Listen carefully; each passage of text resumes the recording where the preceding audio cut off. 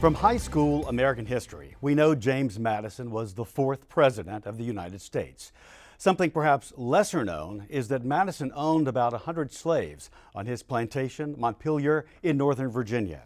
When he fell on hard times, he sold 16 of those slaves to a wealthy cousin who happened to be a plantation owner in Louisiana. Now, during Black History Month, new research is uncovering generations of their descendants. This antebellum home and the land surrounding it holds secrets. It's located on Bayou Latinash, near the community of Bachelor in Pointe-Coupee Parish. In 1834, James Madison sold 16 of his slaves to his distant cousin, William Taylor. Genealogist and historian Zan Nelson is working to uncover some of those secrets. William Taylor at that time had 2 plantations in Louisiana. The William Taylor home, then known as the Briars, is one of those 2 plantations. But information about those 16 enslaved sold here from Virginia is almost non-existent. Nelson calls them the Louisiana 16.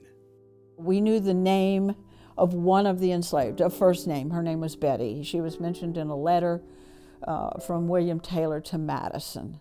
But one name. Yeah, that's what we had. And just a first name. Yes. Also. No ages, no genders, no other data.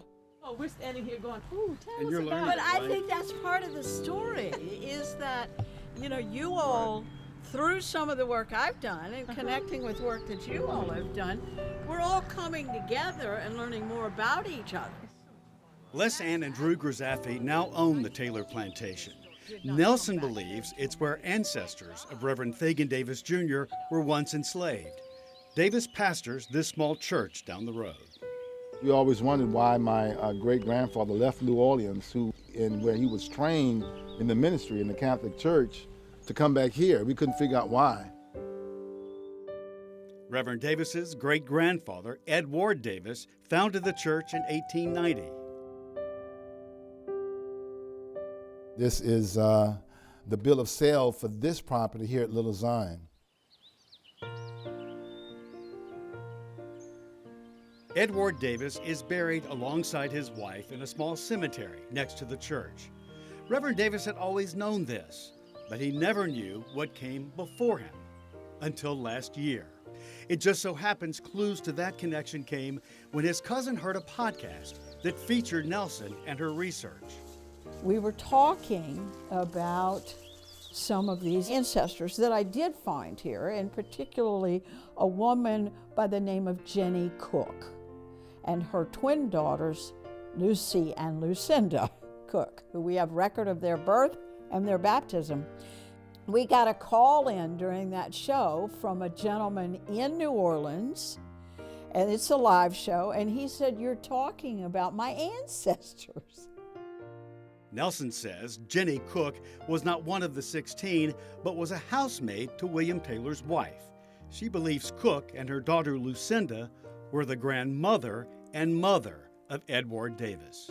How is it to learn about the past of your family that brings you to the present and maybe ties up loose ends that you didn't know about before? Every family has their own history, and when we look at what Zan is doing and what we already knew, this history brings to light how our people, and my family in particular, persevered. The man was astonishing in this community, and that shows you how no matter what you go up with or what you dealt with, if you're sincere and if you persevere, you can accomplish a lot. And I think he was able to do that, and his descendants are really blessed because of that.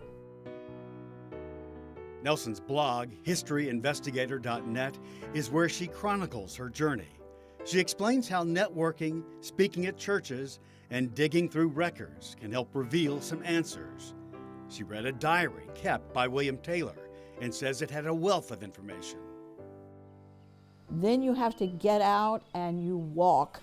You walk and find cemeteries. You walk and understand communities and their relationships physically to the plantations. So it's all part of the puzzle.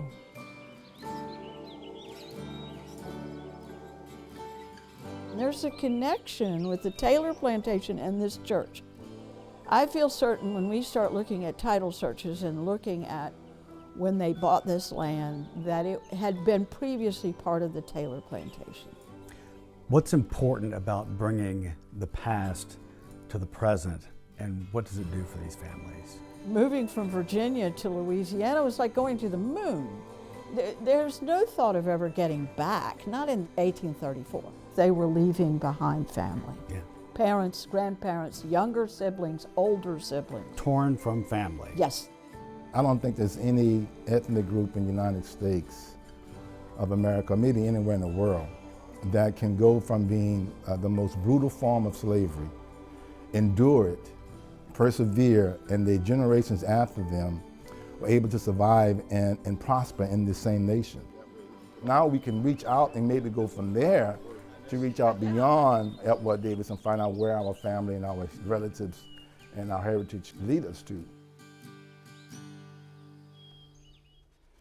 Zan Nelson continues to meet with other families connected to the Louisiana 16. She has spent this week in New Roads, has been checking on historical records and networking with the community. We will keep you up to date on what she learns, and you can too. Her blog is at historyinvestigator.net. Maybe you know something that continue to help her connect the dots.